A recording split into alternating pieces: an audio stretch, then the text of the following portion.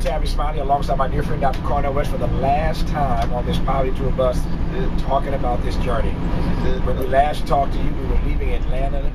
I'm still flying high off that moment with the King family and Martin Luther King III. Laying those wreaths. And the prayer that Sister Bernice prayed. Is that a prayer? Woo!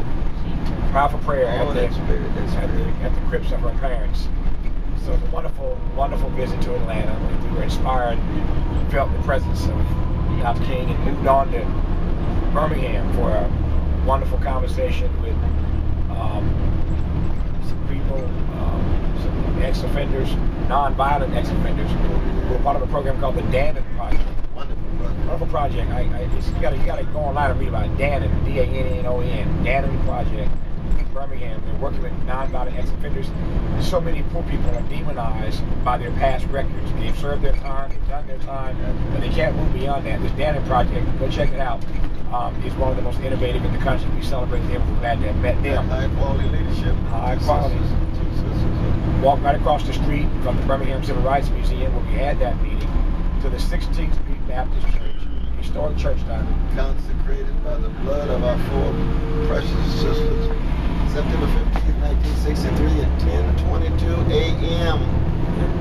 On the bus, things gets a little shaky sometimes, but we were in the 16th Street Baptist Church was full of the girls were brutally murdered, but to go into there and to feel their spirit and to listen to people who were at the church that day and living during that moment and how living in that period of history convinced them to dedicate their lives to working for the poor, to working for everyday people, was motivating and inspiring in a lot of ways. We left Birmingham and headed on to Mississippi, my home state of Mississippi, where I was born, and had a great time there. Spent you went to see the childhood home. Tennessee Williams, the City Red Blues, man. Boy, that was magnificent. March the 26th, 1911. We saw two families who have survived poverty, making their way through it because Habitat for Humanity built them homes. A black family with a son who's disabled in a wheelchair had been confined to the living room of his house because the house was not wheelchair accessible. Habitat did him a new house, and they're navigating poverty a little better now.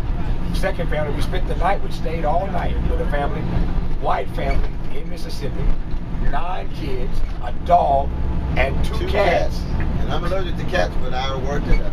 He worked it out. And we slept in bunk beds. For him, first time in 50 years. 50 years on the top. First time in 30 years. He got the top. I got the bottom bunk. It was a great night with this wonderful family. Those children are precious. And the love that we received from our white brothers and sisters there. Wilson. Yep, Wilson. David and Lee. See why I love growing up in a big family? I love growing up in big families, man. A lot going on, my brother. A lot going on. There's no doubt about that. A lot going on. Which is why you need a lot of love. You need a lot of love. There's a whole lot going on. Had a great time in Columbus. Then worked our way on up, eventually up to Memphis, and stopped in Clarksdale, Mississippi. Had lunch with some wonderful young people working their way through the challenges of life. Had lunch with them. Ground Zero Blues Club, owned by Morgan Freeman. Great actor Morgan Freeman. Hung out with his spot in Clarksdale. Did a little dancing. They got a blues festival going on in Clarksdale. So we were hanging out with blues artists. It was a wonderful time there. And then made our way on up to Memphis, to the National Civil Rights Museum. Spent some time with the sanitation workers who were living and are still living. When Dr. King came to town in '68 to fight for them, these poor sanitation workers, and the spirit that I was. That brother broke down in front. What was his name? Elmo? Yeah. Brother Elmo? Yeah. He broke down. I am a man, which is to say he was affirming his humanity at the deepest level. 79 years young with style and such class. To get those rich history lessons from those who were there, be inspired by it all these years later. And of course, Dr. West and I went outside on the balcony where Dr. King was murdered. Room 306. Still spent some time on that balcony right in front of that hotel room. That always just moved me. I've done it a number of times. It always moved me. To be there with you was powerful, man. All the time. Did that and made our way over to St. Andrew A&E for our final town hall. And the place was packed. Dennis Robinson, MD, and Marilyn Robinson. The place was packed to the rafters. For our final town hall in Memphis. Travis, you through there. I don't know how you got in. You worked your thing out. From the Native American Indian reservation to start this tour, ending it in Memphis, where Martin gave his life for the poor. It's been a wonderful, wonderful journey, and I can now officially, because I can put my briefing book away now. We are done with the briefing book. The poverty tour is over, but the war against poverty continues.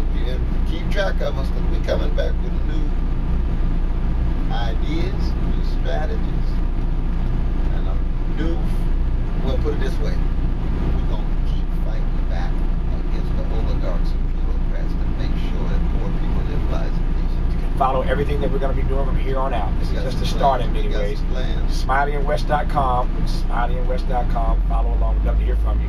It's been a great tour, Doc. Brother, I enjoyed doing it with you. You came up with the idea, the execution is now in the band. You're a good man to do it with me. I appreciate it. That's it for now. Until next time, keep faith.